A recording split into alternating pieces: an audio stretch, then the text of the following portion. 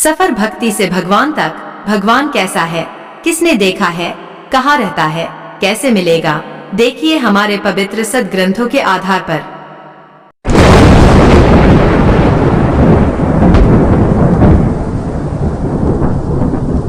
नमस्कार, आप देख रहे हैं आध्यात्मिक डिबेट सफर भक्ति से भगवान तक। दर्शकों, नानक देव जी को परमात्मा कैसे मिले, कैसे उन्होंने ज्ञान समझाया और सतलोक भी दिखाया, कैसे भक्ति मार्ग पर लगाया नानक जी को कबीर परमात्मा ने। परमात्मा को चाहने वाली प्यारी पुण्य आत्माओं से हमारा निवेदन है कि यह वीडियो एक बार जरूर देखें। आइए वीडियो को शुरू करते हैं और देखते हैं संत रामपाल जी महाराज जी के सत्संग की वीडियो क्लिप्स।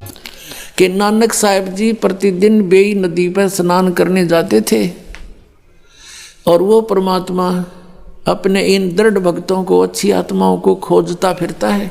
अपने आत्माओं, जब तक ये राजा थे, राजा अम्बरीश रूप में, राजा जनक रूप में, ये परमात्मा वहाँ भी गए थे, लेकिन उस समय हम नहीं सुनते क्योंकि हमारे को यहाँ का झूठा सुख परिपूर्ण होता है। और जब हम एक हैंड टू माउथ हो जाते हैं तो भगवान को अवश्य खोजते हैं। अब कलयुग का समय परमात्मा ने इसलिए निर्धारित किया था, और काल तो राजी हो गया, 3 युगों में ना ले जाना। मालिक को पता था कि 3 युगों में ये भक्ति ना करें, क्योंकि सबके पिछले संस्कार अच्छे होंगे, कुछ ना कुछ उपलब्धि इनको अपने अध्यात्म की वैसे भी होती रहेगी, पिछली बैटरी चार्ज है तो ये मानने को नहीं। और जब कलयुग में आऊँगे इनकी सारी बैटरी डाउन हो लेगी, और जो क्रिया ये करेंगे उससे कोई लाभ इनको हो को नहीं, बिरानमटी हो जाएगी। और फिर हम आएंगे या मेरा दास आएगा, ये सतनाम का चार्जर लाओगा, बैटरी लानते ही ऑन हो जाया करे 2 मिनट पाछे, और फिर कितना काल करो, कुछ भी काम करो, तो ऐसा होगा। तो नानक साहब जी पिछले संस्कार से वहाँ बैठकर चिंतन करते थे, हमेशा भगवान के ध्यान में रहते थे। जैसा भी ब्रजलाल पांडे से उन्होंने पढ़ा सुना था, उसी आधार से विष्णु जी को सुप्रीम पावर मानते थे। आदरणीय नानक साहब जी, आदरणीय परम पूज्य कबीर परमेश्वर जी, ये समकालीन थे। ये लगभग 45 वर्ष समकालीन रहे हैं। सन 1469 में आदरणीय नानक साहब जी का जन्म हुआ, और आदरणीय और परम पूज्य कबीर परमेश्वर जी 1398 से 1518 तक रहे। 1469 से 1518 तक ये समकालीन थे। परमात्मा बनारस में रहा करते थे, कपड़ा बुनते थे, धानक का काम करते थे, जुलाहे का। अब कहते हैं, जो जन मेरी शरण है ताका हूँ मैं दास, और गेल गेल ला गया फिरूं जब तक धरती आकाश। अम्बरीश राजा थे तब भी परमात्मा गए, समझाने की चेष्टा की, तब तक वो भक्ति नहीं करते थे। उसके बाद वो भक्ति में पूरी रुचि होगी, राजा थे। फिर परमात्मा के ज्ञान को ग्रहण नहीं किया, अन्य ऋषि में ऋषियों से समाधान ढूंढ कर वो क्रियाएं शुरू कर दी। फिर भी दयालु हैं, उनको काम तो ला आए नहीं, तो ये राजा बने पासे कौन भक्ति करे, सारा दिन बकवाद वहाँ इनको। तो वहाँ वो जैसा भी करने लगे, यज्ञ याग करने लगे हैं, और ये मंत्र करते रहे ओम नाम का, विष्णु जी का जो हरियम जाप आपको दिया जाता है, ये करते रहे। और फिर राजा जनक थे तब भी परमात्मा मिले, मालिक पर विश्वास हुआ नहीं, और अन्य ऋषियों से उपदेश लेकर के फिर साधना शुरू कर दी, यज्ञ किए घड़े बड़े बड़े। मालिक ये चाह थे कि ये बैटरी थोड़ी बहुत किसी ना किसी तरह से चार्ज होती रहे, ताकि ये कलयुग तक पहुंच जाए किसी तरह, फिर देखूंगा काल ने। अब परमात्मा वहाँ से अंतर्ध्यान हुए, कहाँ से, काशी से, बनारस से, और बेई नदी पर पहुँच गए, एक जिंदा महात्मा का रूप बना के। नानक साहब जी बैठे थे, परमात्मा ने भी जाके उनको प्रणाम राम राम बोला। नानक साहब जी बड़े अच्छी आत्मा थे, प्यार से श्रद्धा से कहा, आओ बैठो महात्मा जी। बैठ के पूछा, कौन हो, कहाँ से आए हो? परमात्मा ने कहा कि मैं बनारस से आया हूँ और एक जुलाहा जाति से संबंध रखता हूँ। मेरा नाम कबीर है और मैं परमात्मा की खोज में घूम रहा हूँ। आप बहुत अच्छे भक्त सुने हैं, यहाँ बहुत अच्छे भक्त हो, और कुछ मैं मार्गदर्शन आपसे चाहता हूँ प्रभु के बारे में। मैं भले ही मुसलमान के यहाँ रह रहा हूँ, लेकिन मेरी आस्था प्रत्येक धर्म के प्रति बराबर है। मुझे कहीं से भी मोक्ष मार्ग मिल जाए, मैं तलाश कर रहा हूँ, खोज कर रहा हूँ। इस बात से नानक जी बड़े प्रसन्न हुए, खुश हुए, कहा बैठ जा, आजा मैं बताता हूँ। जब उन दोनों की चर्चा हुई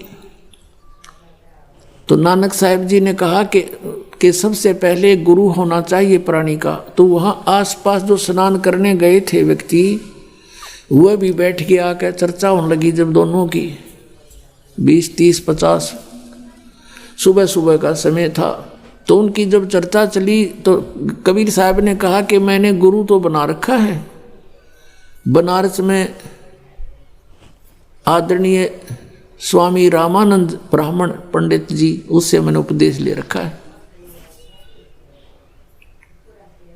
अब नानक साहब ने कहा कि जो ज्ञान तुझे प्राप्त है वो पूरा नहीं है, आप मुझे गुरु बनाओ, फिर मैं आपको सही ज्ञान बताऊं।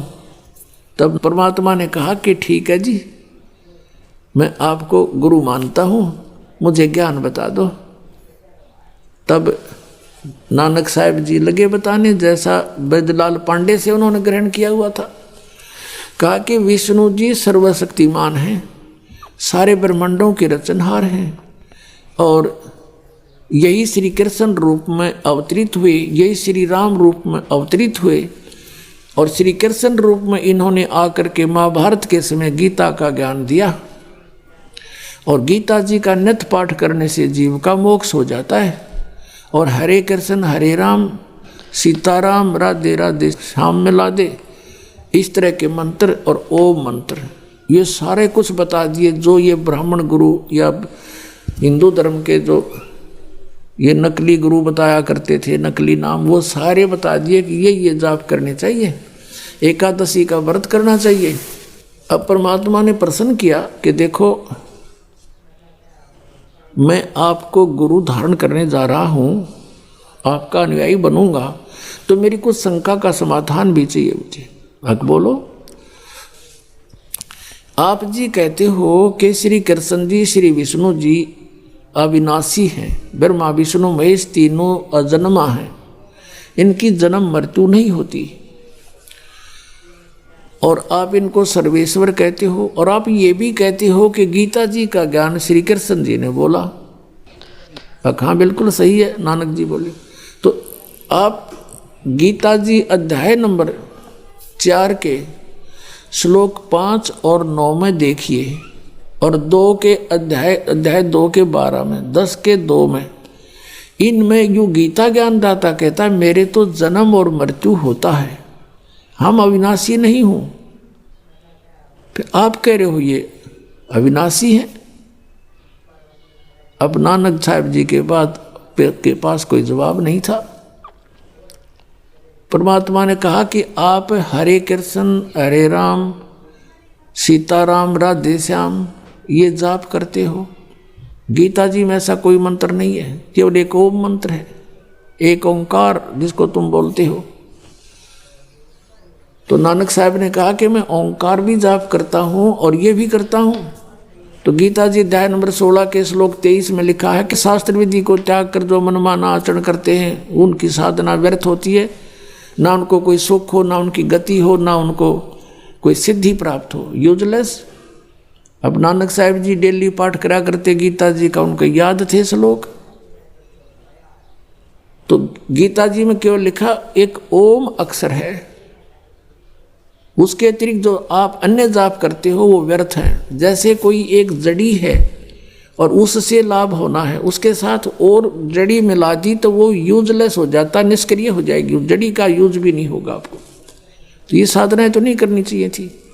फिर बताया कि देखो गीता ज्ञानदाता से अन्य कोई और परमात्मा है, 18वें अध्याय के 62वें श्लोक में कहा है कि हे अर्जुन, तू सर्वभाव से उस परमेश्वर की शरण में जा जिसकी कृपा से तू परम शांति को और सनातन परम धाम को प्राप्त होगा। गीता जी अध्याय नंबर 15 के श्लोक नंबर 1 से 4 में कहा है कि उल्टा लटका हुआ संसार रूपी वृक्ष है और इसके ऊपर न पूर्ण परमात्मा है, जड़ें हैं और नीचे को तीनों गुण रूपी शाखा है और तत्वदर्शी संत इसका सब भेद जानता है। सब पार्ट्स के विषय में जो बताता वो तत्वदर्शी संत है। गीता जी अध्याय नंबर 4 के श्लोक नंबर 34 में कहा है कि उस तत्व ज्ञान को तू तत्वदर्शी संतों के पास जाकर समझ।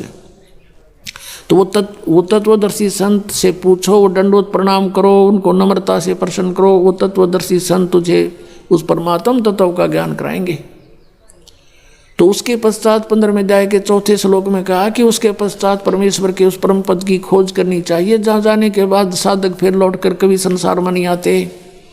और जिस परमेश्वर ने सारे संसार रूपी वृक्ष की यानी सब ब्रह्मांडों की रचना की है और केवल उसी की भक्ति करो, मैं उसी की शरण हूँ, अन्य की नहीं।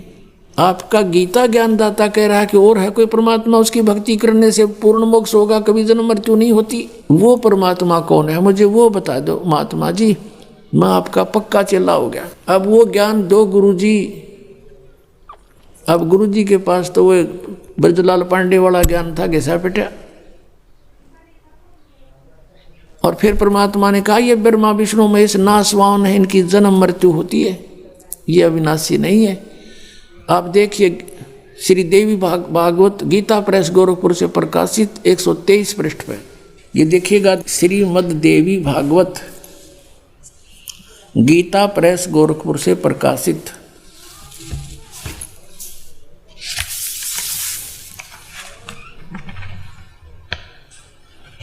संपादक हनुमान प्रसाद पोदार चिमनलाल गोस्वामी। और ये कहाँ से छपा है ये देखिएगा।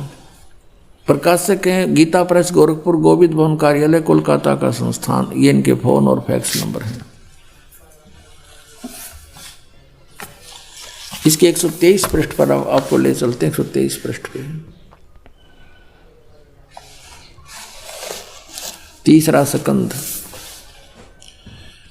भगवान विष्णु अपनी माता प्रकृति यानी दुर्गा की महिमा सुना रहे हैं।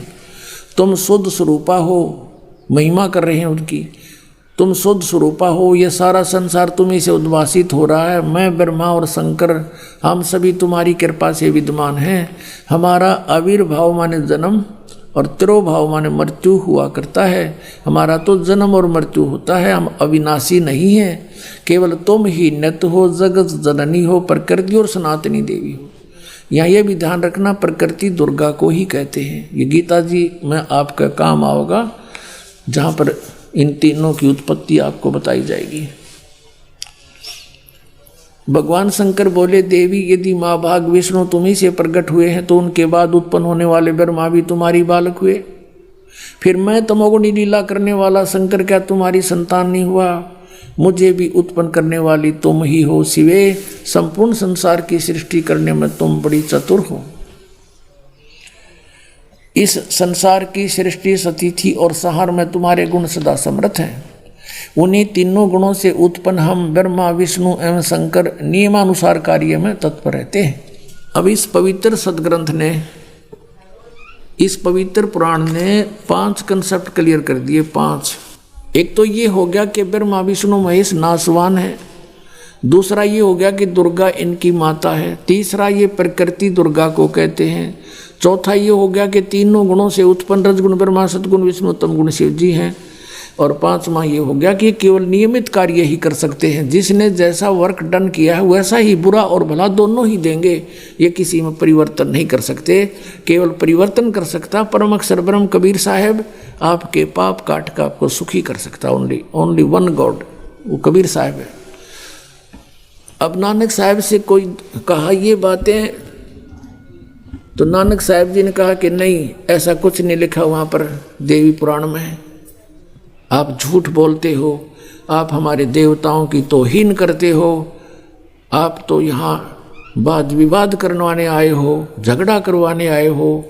यानी जैसा भी उनको हिंदू धर्म होने के नाते आपस में ज्ञान था। अब देखा नानक जी की अरुचि, परमात्मा वहाँ से उठकर चल पड़े। कहा भक्त अक्षुब्ध ना हो, जब तक मेरी शंका का समाधान नहीं होगा मैं कैसे आपको गुरु बनाऊंगा, मेरा कैसे विश्वास दृढ़ होगा। और उठकर चल पड़े। अब अन्य जो वहाँ बैठे थे श्रोता, वो कहने लगे नानक जी से कि हे भक्त, ये कौन था? आपको गुरुजी गुरुजी बोल रहा था और बकवाद कर रहा था ये तो नानक साहब ने कहा कि ये काशी का नीच जात का था, जुल्हा धानक, और कबीर नाम था इसका, बकवाद करता है ये सारी। अब नानक साहब ने वहाँ जो, क्योंकि पुराना रंग ये आपको बताया, पूरा रेग मार लगे बिना ओरिजिनल पेंट को टेकन नहीं देता। अब परमात्मा रेग मार गे कति घिसा घिसा के, लेकिन वो पापड़ी थोड़ी बहुत रह रही थी। अब नानक साहब जी चिंतित हो गए। फिर जाके गीता जी को पुनः देखा, देवी पुराण को देखा, पंडित जी से पूछा कि इसमें ये ऐसा लिखा है। उसने कहा लिखा तो ऐसा ही है, पर ये तो वैसे लिख रखा है वैसे। अब नानक साहब की तो नींद आराम होगी। तक देख वस्तु कहाँ और खोजें कहाँ, ये तो नासवान है, इन स्पष्ट लिखा है और ब्राह्मण खुद मान रहा है कि ये तो वैसे लिखा है, लिख रखा वैसे होया करे। वाह भाई वाह, फिर तो सारा कुछ वैसे है। अब नानक साहब जी की दिन की चैन, रात की नींद खत्म होगी और बार बार न्यों करे हे भगवान, हे परमात्मा, एक बार वो फिर आवे, वो एक बार फिर आवे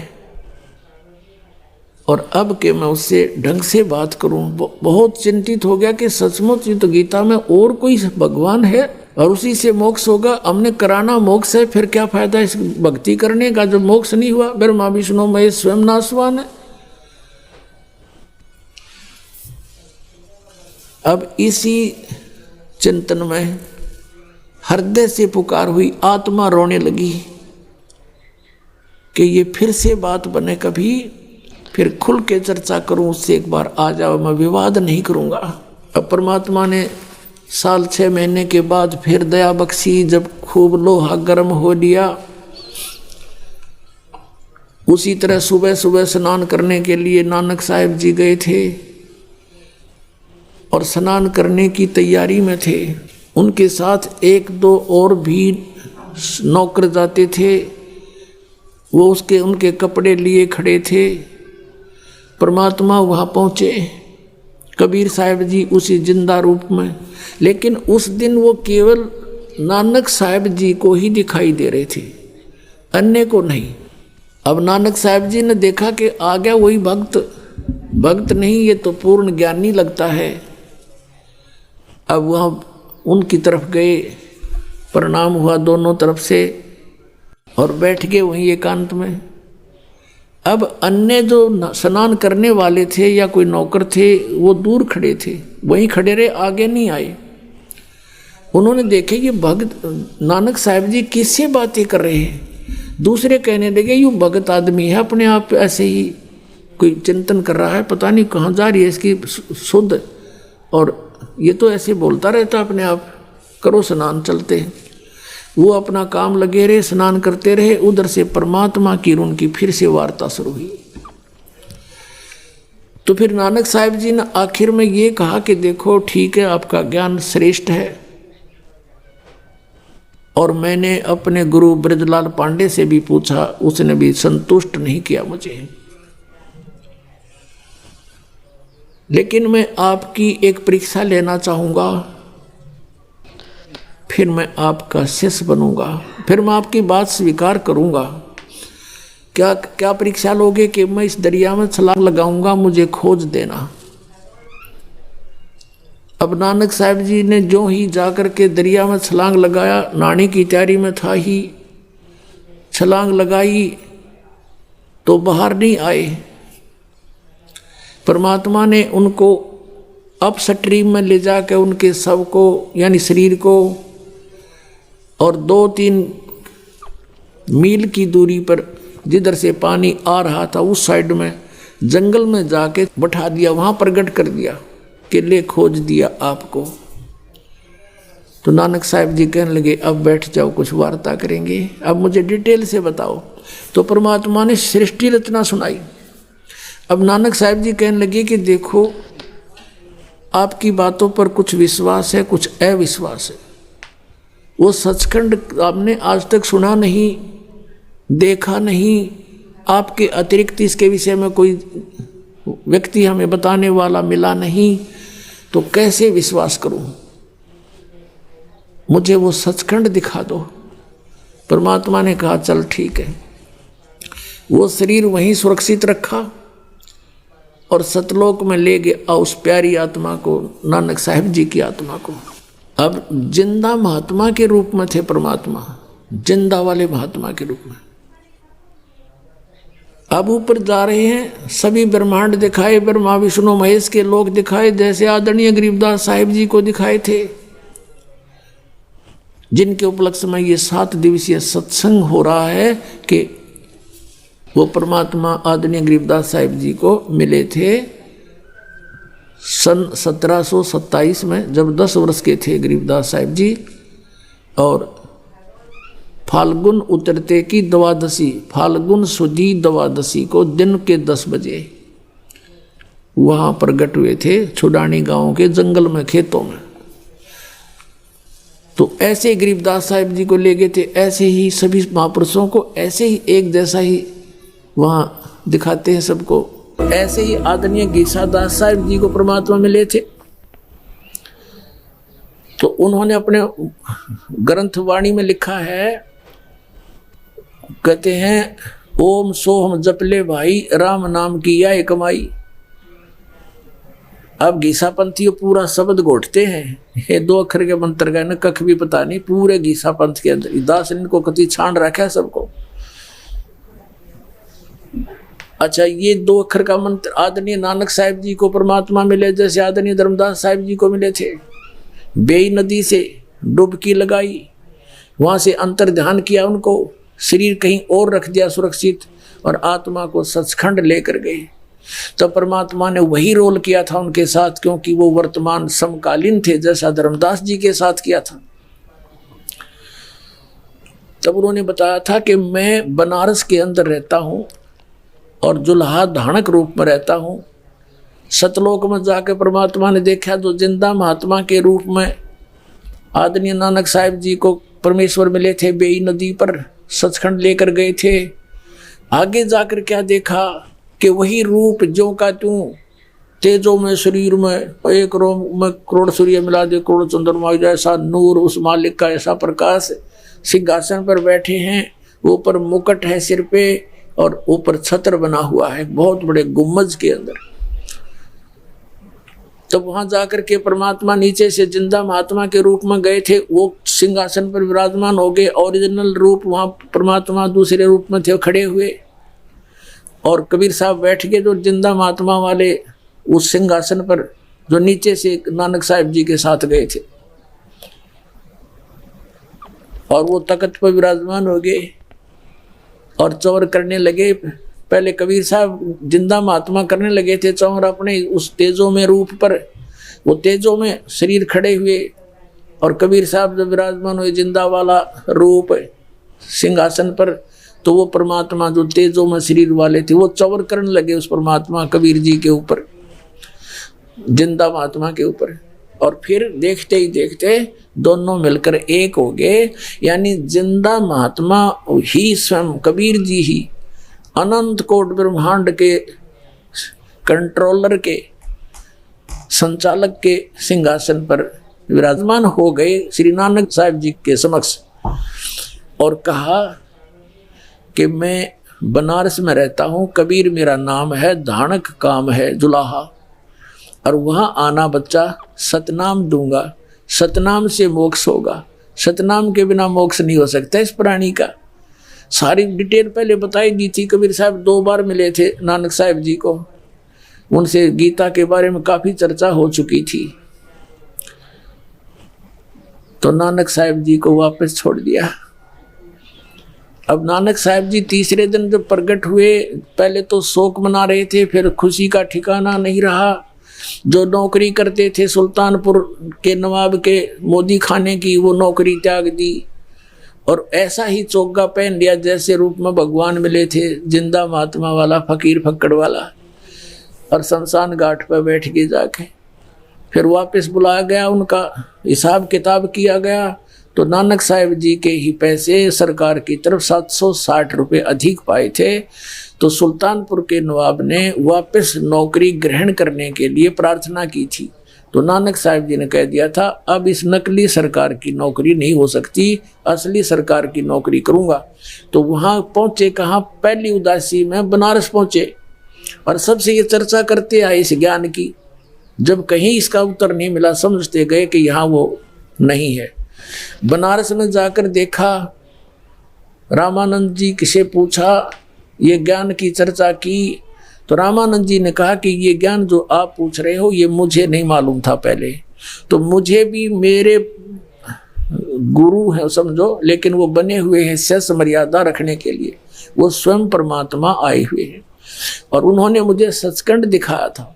सतलोक में जब उनको देखा तो मेरा विश्वास दृढ़ हुआ कि ये खुद मालिक है। अब वही नानक जी के साथ भी थी, वही कथा, वही सब कहानी।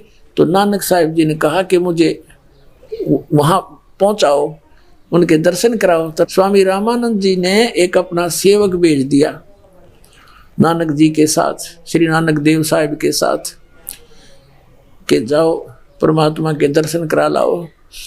अब वो रास्ते में चर्चा करते आ रहे थे, नानक साहब जी ने उस कबीर साहब के जो सेवक था, यानी चर्चा ज्ञान सुना करते थे, उनसे चर्चा की कि कोई सचखंड है, ब्रह्मा विष्णु महेश से ऊपर कोई और भी शक्ति है। तो उस बच्चे ने, शिष्य ने सारी कहानी सुना दी जो सुन रखी थी कबीर साहब थे। ओए होए, वो तो अचरज मान गया कि यहाँ के तो बालक भी ये सब ज्ञान जानते हैं। तब नानक साहब जी ने देखा जब करके वो कबीर साहब, वो परमात्मा जो सतलोक में अनंत कोट ब्रह्मांड का संचालक है और काशी में एक झोपड़ी के अंदर जो लाहे का कपड़ा बुन रहा है। तब देखा, फाई सूरत मुल्क की वेश, ए ठगवाड़ा ठगी देश, खरासियाना बोता बार, ये धानक रूप रहा करतार। लोगों ये धानक रूप रहा करतार, खुशी का ठिकाना नहीं रहा। और फिर कहा, ये वाणी लिखी है 24 पृष्ठ पे, श्री गुरु ग्रंथ साहिब की 24 पृष्ठ पे। फाई सूरत मुल्क की वेश, ए ठगवाड़ा ठगी देश, खरासियाना बोता बार, ये धानक रूप रहा करतार। लोगों ये अपने आप को छुपाए बैठा है, ये ठग है।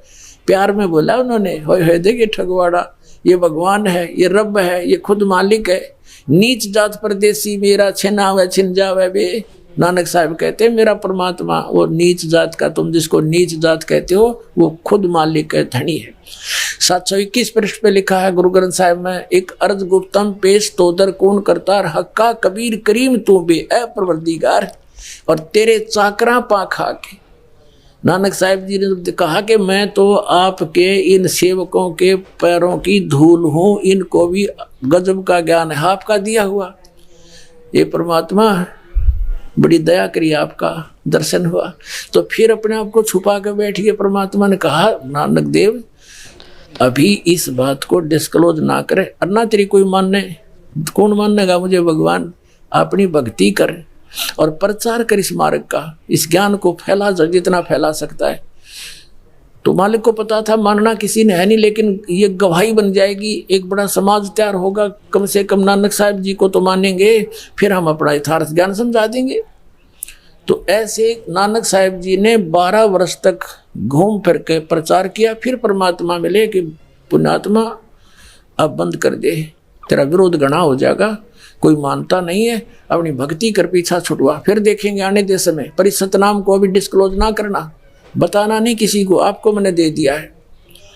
तो उसी दिन से पल्ला गांठ लगा ली कि मैं सतनाम नहीं बताऊंगा, क्योंकि सारी परिचित करा दिया कि अगर आज ये डिस्क्लोज हो गया, खुल गया, सार्वजनिक हो गया, लिख जरूर दे, लेकिन सार्वजनिक ना करना, देना नहीं किसी से इसको, तो ये बच्चे अपने पार नहीं हो पाएंगे। अब इनको उन्होंने ये वाणी के पाठ का भंडारे करना, धर्म करना, ये लगा गया। तो इससे मनुष्य जीवन मिलते रहते हैं, मोक्ष नहीं होता। ये तो एक समझो रोगी का ग्लूकोज होता है। तो अब जो मनुष्य जन्म प्राप्त कर रहे हैं वो भटक रहे हैं बेचारे भगवान पाने के लिए, कोई इधर जा रहा है, कोई कहीं जा रहा है। अब इस ज्ञान को समझेंगे तो वो सभी रोगी हैं। डॉक्टर एक दास ही मिलेगा उनको इस पूरे विश्व में, तो डॉक्टर से दवाई लेने में के शर्म मानना भाई, अपना पीछा छुटावे जान बचावे, नाम ले अपना। तो नानक साहब जी ने कौन सा नाम जपया था? ये सतनाम 2 अक्षर का, सोई गुरु पूरा कहावा, 2 अक्षर का भेद बतावे। लेकिन ये नाम आगे नहीं दिया सिख समाज को, इसलिए नहीं दिया कि ये नकली पंथ है। इसी गुरु ग्रंथ साहिब को पढ़कर बने अपनी मनमुखी बातें बना ली, राधा स्वामी, धन धन सतगुरु, सच्चा सौदा, सिरसा वाले, जय गुरुदेव वाले। तो उसी से पढ़कर ये सब कुछ अपना नकली पंथ चला लिया, नकली नाम शुरू कर दिए। यदि ये नाम होता इनमें तो आज यही नाम ये दे रहे होते। दास कैसे बताता है इनके पास नाम नहीं है, अरिय अधिकारी है नहीं, क्योंकि शिवदयाल जी का कोई गुरु नहीं। और हमारी परंपरा परमात्मा कबीर साहब से चलकर इस दास तक कति कड़ी जुड़ी हुई एक दूसरे के साथ। तो कनेक्शन बिजली का पावर हाउस से लेकर यहाँ तक एक रस रहेगा तो पावर आएगी, नहीं तो बीच में डिस्कनेक्ट हो गया तो भी नहीं आ सकती। ये भक्ति का मार्ग है, कोई बालकों का खेल है। सबसे उत्तम काम मनुष्य जीवन का ये छोड़ दिया, बाकी और काम लागे, जहाज बनाने, कंप्यूटर बनाने और ये बम बनाने पर लग गए। बनाना चाहिए था ये भक्ति का बम, और पार